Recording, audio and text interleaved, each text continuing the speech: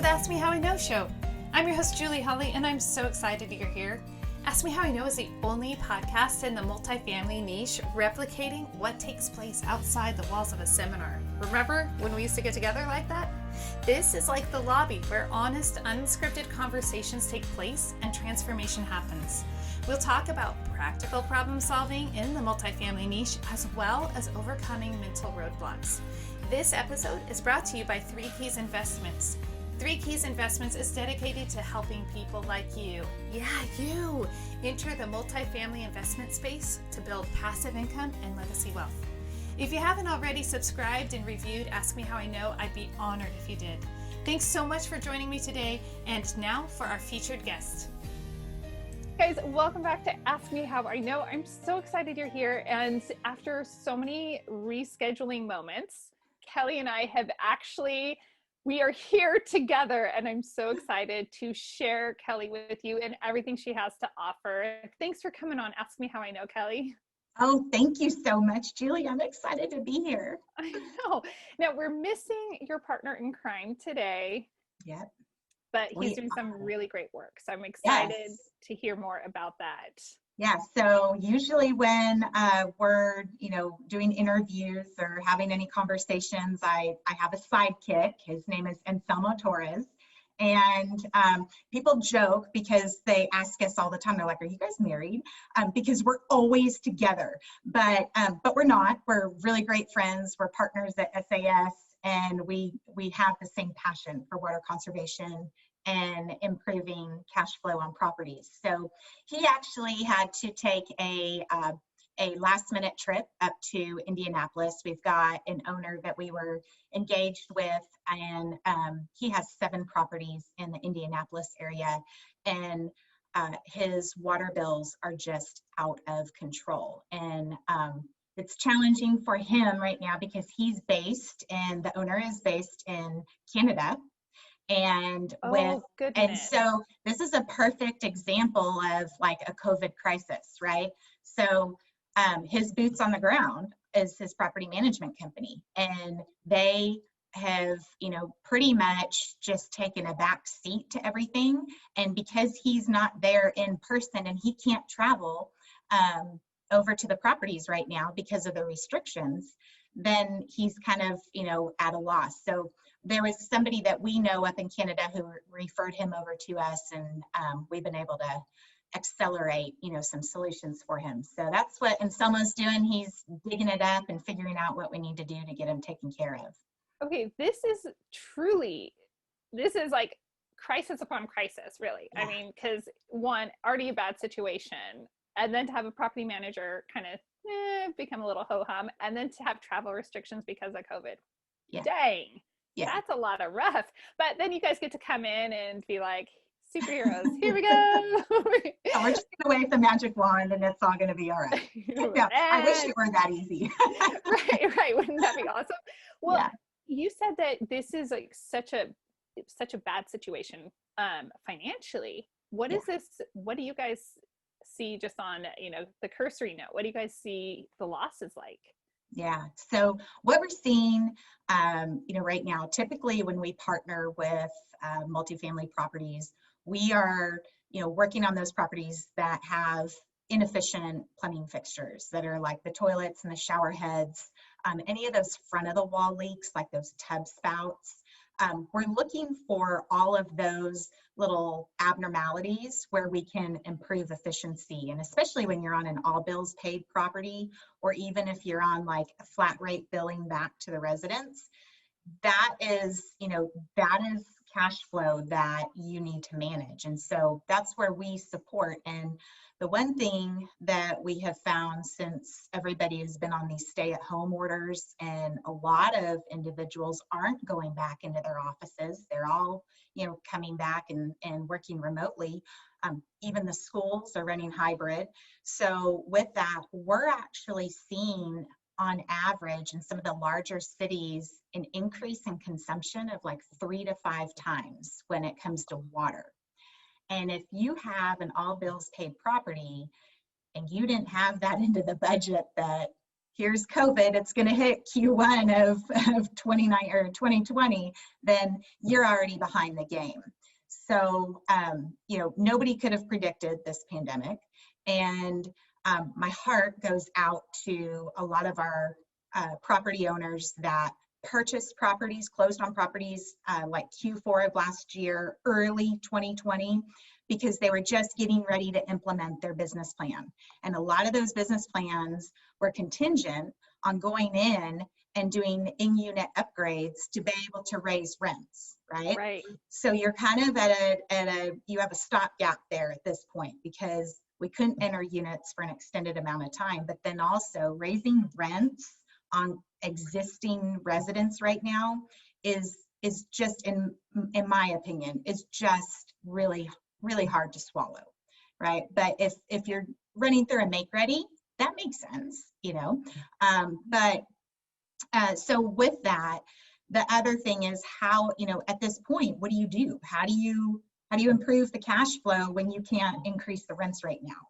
Or even, you know, if your vacancies have increased. So at this point, that's where the water conservation comes into play, because those properties that are built like 1995 and earlier, especially those early 70s, late 70s properties, most of those haven't been upgraded. So they're going to have these big 3.5 gallon per flush toilets. Right. And this is where we can reduce that water sewer expense by 20 to 40%. And that's a lot.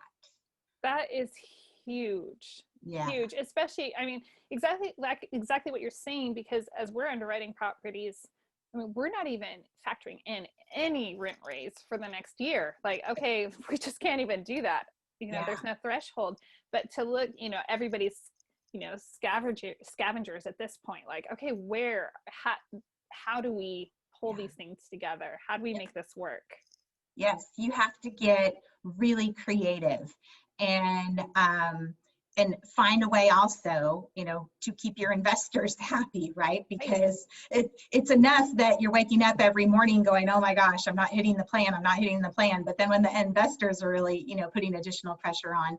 So, you know, this is where part of our platform is around being able to bridge that gap of the education. And, you know, with what our partners will do, we'll run analysis at no charge when we're working with owners to basically work up, you know, a very conservative analysis of some assumptions that we think are on the property and then where we might get you to.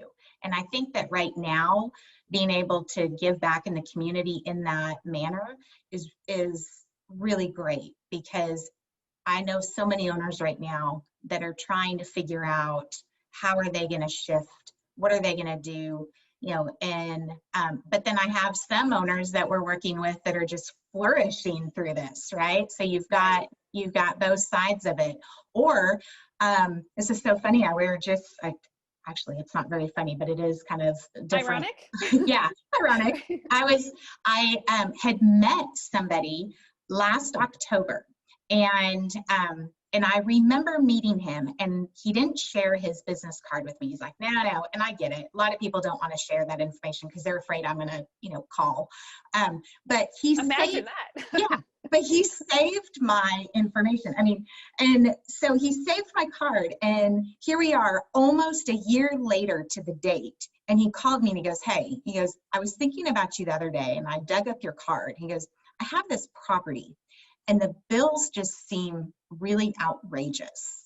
And I'm like, okay, we'll send those over. Let's talk about your property and tell me about the units. And so he sends it over, and the amount of water that they're using is 7 times more than what that property should be using, because, and it is, they don't have a pool. There is no irrigation. This is strictly because of these toilets that they have in their units are so old that these flappers are leaking. So even though it's like a 3.5 gallon per flush, it's still constantly flushing throughout the day. And this class of property, those residents don't care. They're not reporting that. And the owner doesn't know. So I asked him, I go, so how long have you had this asset? He's like, oh, I've had it for about 5 years. And so he didn't know, because when he acquired it, it was around that same consumption rate. So this is why I try to share back that even if the T12 isn't showing any fluctuations or like a trend upward, you should always at least take a look at that water and sewer expense line and just do that checks and balance on it, just to make sure that, one, your rate on the property matches what's being posted with the local utility provider. We see that all the time, differences. And then also, you know, maybe there are a lot of inefficiencies occurring, and what are some options that it may not work in phase 1, but it might work in phase 5 to upgrade. So that's kind of where we're at. That is astronomical. I can't imagine how much money was left on the table. Just and I believe that you care also about the environment. Yes. And you know, from hearing you speak in the past. So it was like, golly, the environmental impact of that water waste, as well as the financial impact, and then the financial impact of those dollars could be out working and doing something else in the economy. So I know, right? I mean, from tragic. The amount of money that he is going to save year 1, he is going to be able to take that and drop that into his next investment. I'm like, it's insane. I'm blown away. And especially in the market where it's at, because it's in Dallas, which is even more strange to see something like that occur in Dallas. Because Dallas has like an average water rate, but typically you don't see properties in this type of shape. So he's got a lot of meat on the bone. That's, you know what? I think you're an optimistic person as well. So if there's a silver lining for this gentleman, right? Yes. He's got a lot of so meat now on the he's bone. going to get this cash flow, and now's the time to buy, right? You know, get ready, get your capital ready. Exactly. Be prepared. It's going to be great in 2021. Yeah, he'll be ready. So. Wow. So as you're doing that initial analysis, like you were saying, I love what you were mentioning. Like, hey guys, we're all looking at the T12. Like, we're already doing that. We're looking for those discrepancies and everything. But just because we don't see a discrepancy doesn't mean that there's not a problem. Yeah. So at that point, when somebody's, you know, they're under contract, or they put an LOI on they're ready to write their LOI. Like, at what point should we say, I value everybody's time. So I'm like, I don't want to waste your time, you know? So at what point do we pass it over and say, hey, Kelly, this is something I'm going to go for. Will you look it over? When you are at the point, and that's a really great question. So when you're at the point of, yeah, I think we're going to submit an LOI on this. Before you do that, you can send that over. Even if, and you can do it as early as, hey, I just saw this property. I'm just doing really soft pencil numbers on it. Can you take a peek at it? Because more than likely, we're following that property anyway if it's on market. And really? Yeah. Okay, you got to tell us more about that. Maybe we'll start a comment. What property should we be going for? Which one can we work together? Exactly. So we see a lot of those properties, and it's funny because we'll have a lot of different investors contact us about the same property, and we never share out, like when we're in an offer stage, or until you get to the actual closing, we keep all of that information confidential because anything can happen. But we keep the information that we provide out consistent.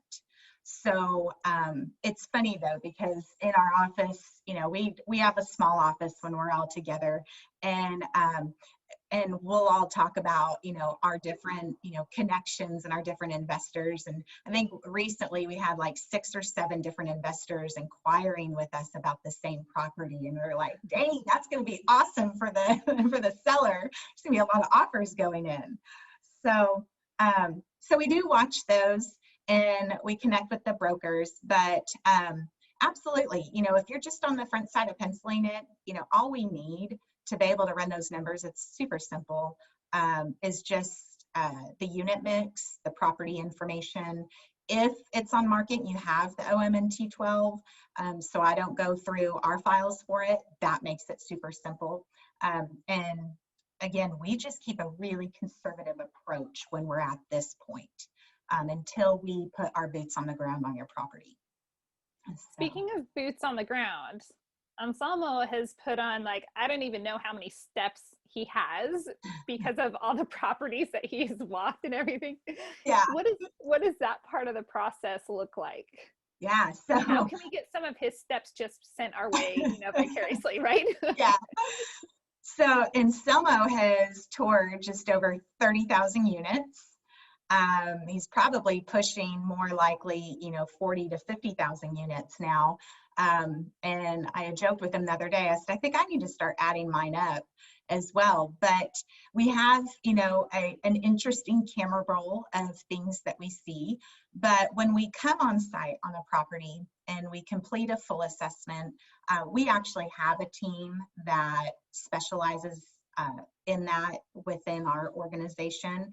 And when they come in, they'll access 100% of the units. If we can do it during due diligence, that's awesome. If not, that's okay. And we will document the fixture rated flow rate of each of the plumbing fixtures. So this way, you're going to get a report back by unit number of what type of toilet is in there, what's the flush rate, what are the faucet flow rates, the shower head flow rates, and then again we document any of those front of the wall leaks too. And that's can I ask a question about that? Yeah. And this has to do with I'm such a curious person. I always tell people that. And I don't know if you can answer this or not. I don't want to steal any proprietary information, right? But do you have some type of device? Do you actually check the flow rate on all of the fixtures? Like, you have the water flow through something, or like, we is that do. something you can share? Yeah, so we do have a device that will measure that. We don't use it on all of our assessments, because typically what we find is, like on the toilets are going to have their flush rate marking on them. Unless they were manufactured before 1985, they're probably not going to have a stamp on them. So that's why we just go with the fixture rated, and we know this is accurate information. This is still conservative, because we understand that over time the flappers can leak, because the average lifespan of a flapper is about 2 years, depending on which part of the country you're in. That's it. And dang, you got to put that into all the underwrite. I'm not kidding you, because that's a huge deal. Well, that, or you guys just need to install toilets that don't have flappers, which is what we put in, so you don't have to worry about any of that. So reduced work orders, and then no leaks. But through this, by just using the fixture rating, that is just simple, it's accurate. If we need to get into actually measuring out the flow, we do have devices for that. And we also have the ability to provide technology for multifamily owners to place a sensor on their water meters that will read in real time the water consumption on the property and alert the owners of abnormalities that occur. That's really something which is so huge. So that was one of your LinkedIn posts recently that just made me go like, whoa, because you had this happen to somebody. I hope it doesn't happen all the time, but can you share what happened with that situation? Yes, so we've had a couple actually, and one that was most recent, I received a notification. It was like 9:30 at night. It was last Thursday evening. I received a notification that a sensor on a particular property was detecting a 23-gallon a minute leak. And wait, let's just go back. I'm thinking of milk gallons is what I'm thinking. So we're talking about 20 minutes. Yeah, 23 gallons a minute. So this has already been running for a couple of minutes because the sensor is still tracking it, regular, water consumption behavior patterns on the property. And then all of a sudden at like, the 2-3 minute mark, it's like, okay, we've hit a spike, and now it's measuring it. So it's trending it at a 23 gallon a minute leak. So I'm like, okay. So I reach out to the owner. It's late. So I just sent him a text. Hey, just want to make sure everything's okay on the property. I got this alert. Do you want me to reach out to, your maintenance manager? Well, it turns out that unfortunately there was a fire, and Oh, wow. and so that was actually, that increase was the sprinkler system. So in that particular building, we have also seen it where we had a property recently where it was still, it had detected a leak, and turned out that the maintenance manager forgot to turn off the hose when he was filling the pool, and it was overflowing. I mean, and at that point it was already overflowing, down and started to stream into the parking lot. But these are the things that are really beneficial, because you're going to get real-time alert. It's not when a leak is going to happen, or if a leak is going to happen, it's when a leak is going to happen. So really we've seen that. We've seen faucets left on from residents moving out, and there's just, when you're dealing with, Class C and Class B properties all across the country, you see a whole bunch of interesting situations. This is You're definitely, so gracious. yeah, this has been really enlightening to see these particular sensors, because there's so much great technology out there on the market today. But the one thing is that it can be very invasive to install and complicated, which that gets me nervous. I think we were just talking before we, got on together that, I need my kids to help me navigate my iPhone now and then. And Stop updating. yeah, Stop updating, Apple, please. yeah. So that, and then it's also really expensive. And so if you're purchasing a multifamily investment and you're going to hold it, maybe for 3 to 5 years, it's not going to make sense to, spend, $250,000 on water monitoring equipment if you can't get a return on it. So this particular technology that we're deploying, and as a matter of fact, the press release is going live today. Congratulations. Announcing our partnership, and through that, it's really cost effective, and it's super easy. It's like a bracelet for the sensor, and it will give you all of those golden hour consumption rates, and that's usually where you'll see those inefficient fixtures. So if you're wondering if your property has flappers that are leaking, you strap the sensor on, and in the middle of the night, when it's like 1:30 to 4 o'clock in the morning, that's when the property should mostly be asleep. But if you're still seeing, 4 or 5 gallons, a minute draining out on this meter, that's a good indication that that's backing into the toilets, that the flappers are leaking. That is really exciting.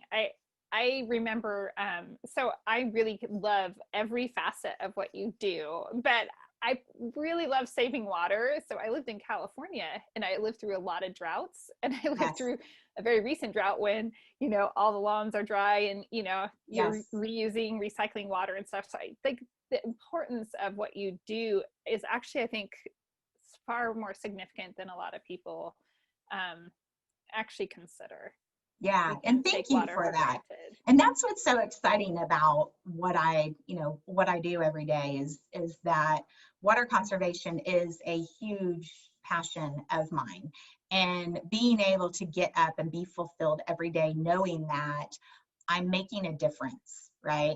And I'm trying to impact our globe and for my kids. But then at the same time, we're increasing cash flow for our clients. And I mean, that's just a killer, that's just a killer solution right there. This is what I always reference Oprah, but I do this with winning. I'm like, and you win, and and everybody's a winner.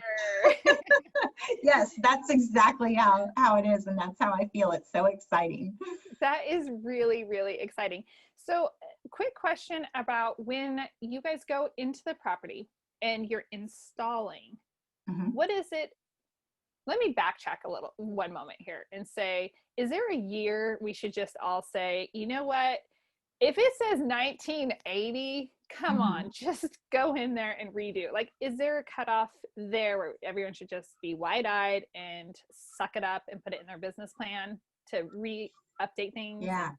So, and that's a great question, because a lot of people don't know where to start with that. So I usually share, like, if the property is 1995 or earlier built, then definitely take a look and see if it's already been upgraded.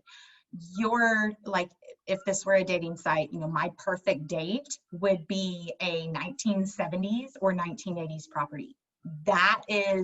That's going to be golden, because it more than likely at that time, those are the 3.5 gallon per flush toilets.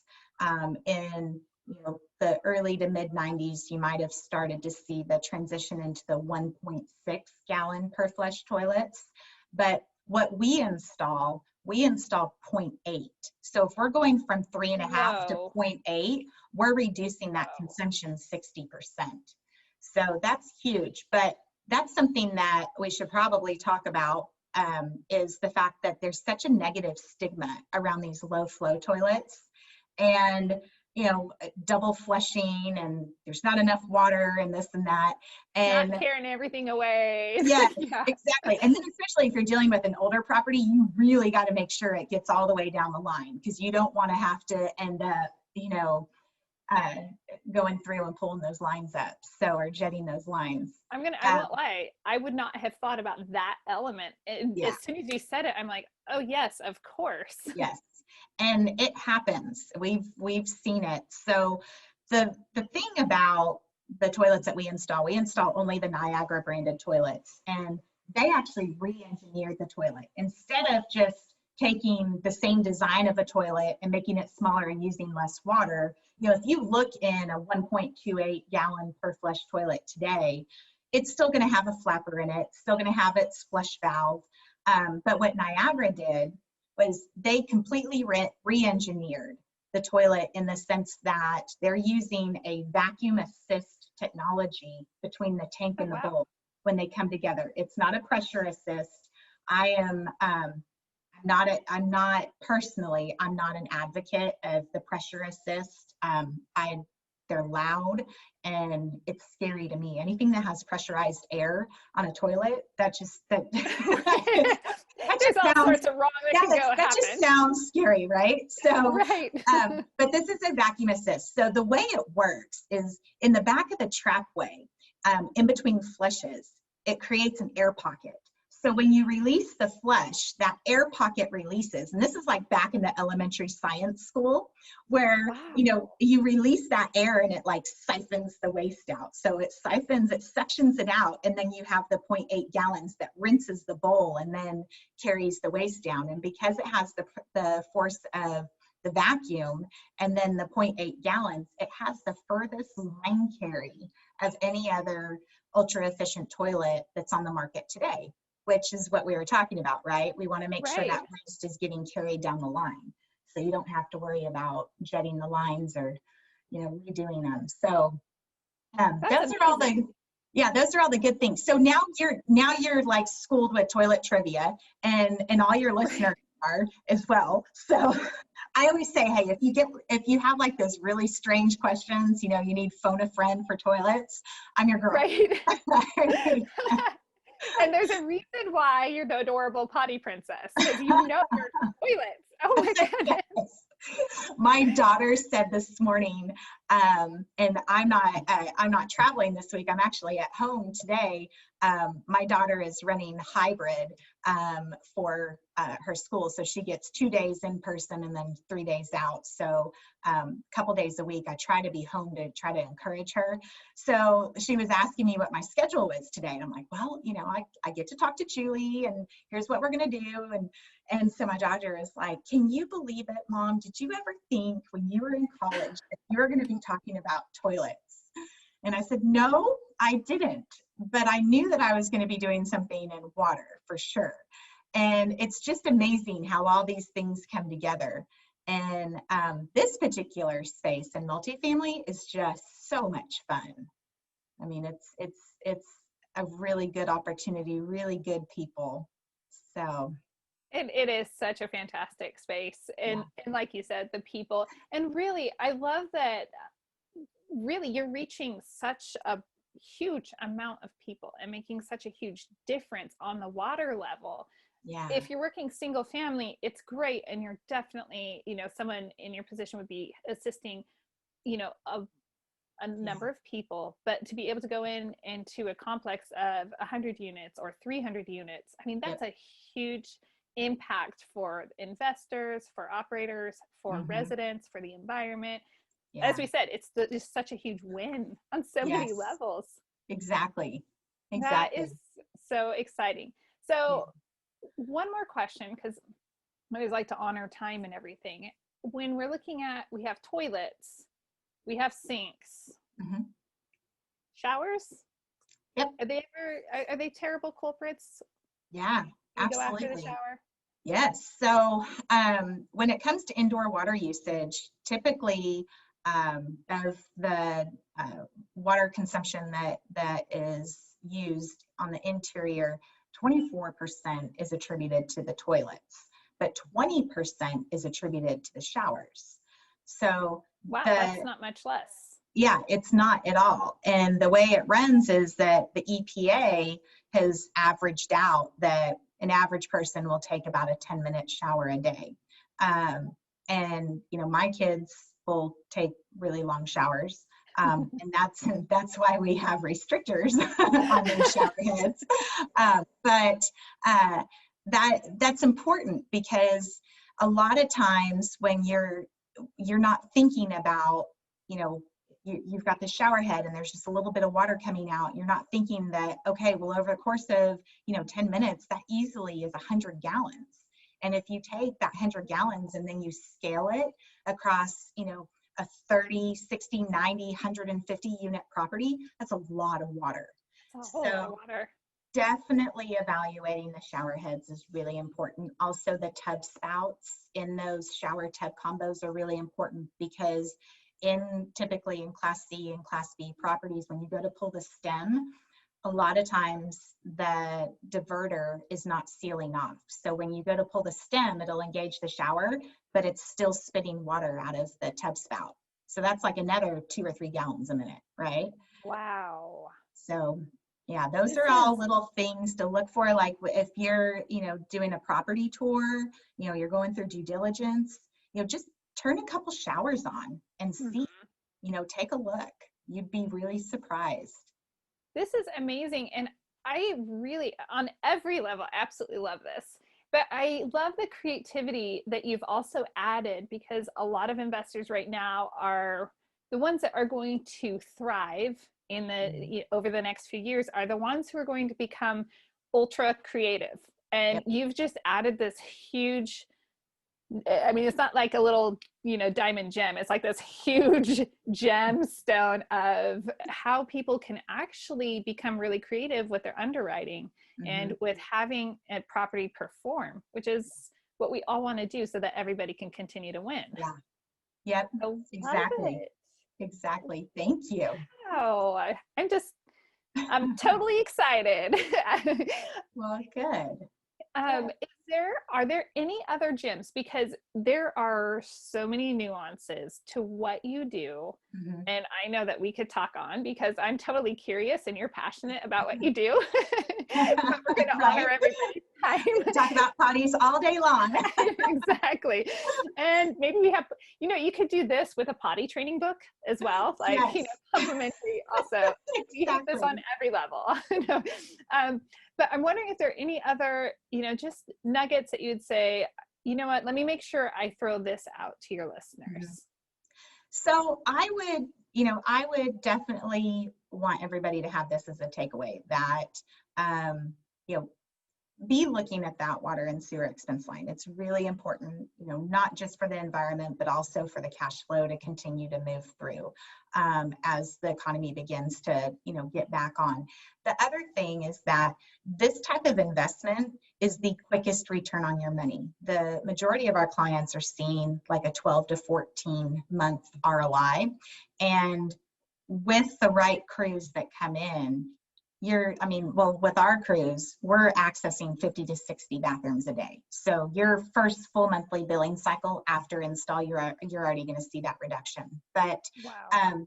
So definitely start looking at that water and sewer expense line. And even if it's rubbing back to the residents, you definitely still want to consider that. Because if your competitor property has already done water conservation and they're rubbing back a lower cost than you're rubbing back at inefficient fixtures. And you might lose that renewal, or you might lose that potential new resident to a competitor property. So we walk through all of this. We have people that text me pictures, inbox me pictures all the time. I just had somebody the other day that was like, hey, this is a biggie toilet, right? And I'm like, yeah, that's a biggie toilet. We're here. We want to be that resource, and we want to answer those questions in a comfortable environment. So whatever we can do to help, but always be looking at that expense line. That is great. And I love that you pointed out as well that this is something that can be done in an efficient way. This isn't, okay, we got to kick everybody out and redo this unit for the next, 2 weeks or anything. This is, we can get in and get out, and you're going to see an immediate savings on this. Yep, exactly. That is so fantastic, Kelly. I'm so grateful to have you sharing all of this amazing information with everyone.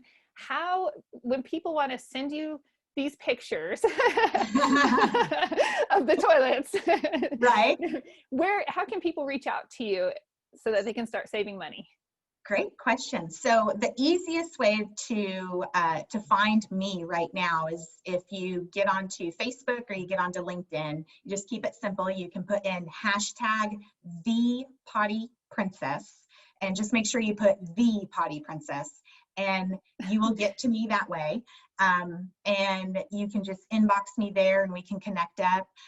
Or you can go out to our website, which is SAS Conserve.com, and we have a contact us button there. All of that comes directly to me. So I read all of those submissions that come in, and then we work together as a team to get those out. So bring it on. I want to see some ugly potties that I can put on my, I'm starting a potty collage of all of the different toilets that we've seen over the years, and we've got some pretty good ones. Okay, I'm not gonna lie, I think you could do something with that on an Instagram account. Exactly. Follow me for more potties. Yes. Yeah, or have a contest. You've got the ugly couch contest. We're gonna have the ugly potty contest. Right, exactly. I love it. Well, see, you get to walk away with something as well. All the listeners do, and now you have a fun little business venture, right? I love it. Well, Kelly, thank you again so much for coming on Ask Me How I Know and just learning us up on all the potties. Yes, thank you so much. Thanks so much for joining me for another episode of Ask Me How I Know. This episode was brought to you by 3 Keys Investments. They are dedicated to helping people like you, you, my awesome listeners, develop passive income and legacy wealth through multifamily investing. Feel free to check out their website, 3keysinvestments.com, to see if there's an offering that will help your portfolio grow and meet all of your needs. If you haven't already rated, reviewed, subscribed, liked, all of those bells and whistles, I would be absolutely honored if you would do that for Ask Me How I Know. Thanks again, and go make it a great day.